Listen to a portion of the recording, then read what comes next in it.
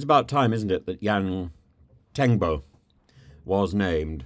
I mean, as I've said for a few days now, his name was well known on the internet and easily accessible. And the fact that we had to go through this charade of waiting for him to be publicly identified is absurd when his name was already out there.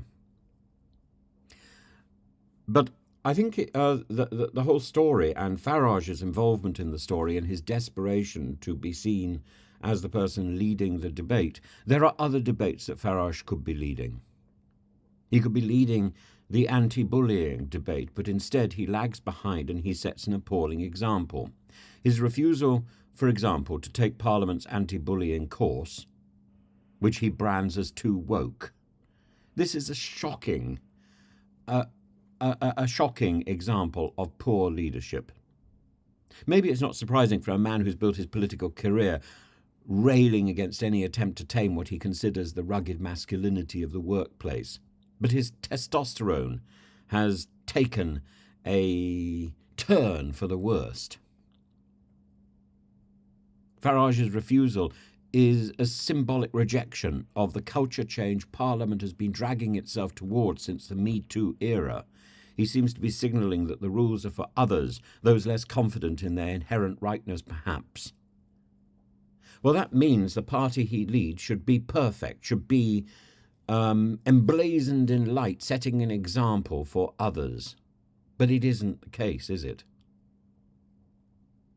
The issue, of course, about rejecting this anti-bullying course isn't unique to Farage. Joining him on the no-thanks list are 5 MPs, including Conservatives and DUP members who also opted out. But Farage stands out because of his knack for spinning his non-compliance as part of a broader culture war. It's a classic bit of populism. Mock a course aimed at decency as a woke plot, and you dodge the responsibility of taking it while rallying support from those equally allergic to self-reflection. Like Lee Anderson, perhaps. A man who's learned, quote, significant lessons after shouting obscenities at a security guard for Parliament twice. His tantrum to F off, everyone opens the door for me, was not just an embarrassing lapse in judgment because he was about to miss the train, but a revealing insight into the entitled mindset of some MPs. When his parliamentary pass failed to work, Anderson apparently took this as an affront to his dignity, rather than, say, a routine IT hiccup, a recognition that bureaucracy is a failing animal. His behaviour is a reminder that a malfunctioning pass is nothing compared to the malfunctioning sense of humanity. His inability to do humility, his inability to help others, his inability to relate to other people. Is this how he extracts votes from people in his constituency? Is this how he represents our country? To his credit, he apologised, of course. But it's worth asking, would attending the anti-bullying course have prevented his outburst? Perhaps not directly, but it might have helped plant the seed that public servants are not gods among men, but shockingly humans tasked with treating others with respect. The refusal of Farage and these other 5 to engage with this training course comes against the backdrop of Westminster's persistent bullying and harassment scandals. And when The Independent reported this story earlier today, there were people who objected to the fact that it signalled up the story of Peter Bone as another example of somebody who has been accused and found wanting on the bullying front, and says, oh yeah, this is biased because it didn't talk about Mike Hill, the Labour MP for Hartlepool, or John Bercow, or Liam Bryan. These are all high-profile examples that explain why these measures are essential. Bone's 6-week suspension over bullying and misconduct triggered a by-election. Liam Bryan's bullying of staff led to a suspension, while Bercow's serial bully reputation culminated in 21 complaints being upheld. And in this context, Refusing even the most basic effort at improvement feels like a dereliction of duty. Oh, and then there's, of course, the person who responded by bashing up a constituent. Charlotte Nichols rightly points out that MPs are not just public figures, but employers themselves, self-employed people who are employing others in their offices with responsibilities. Parliament is supposed to be the gold standard of British workplaces, yet its culture lags behind.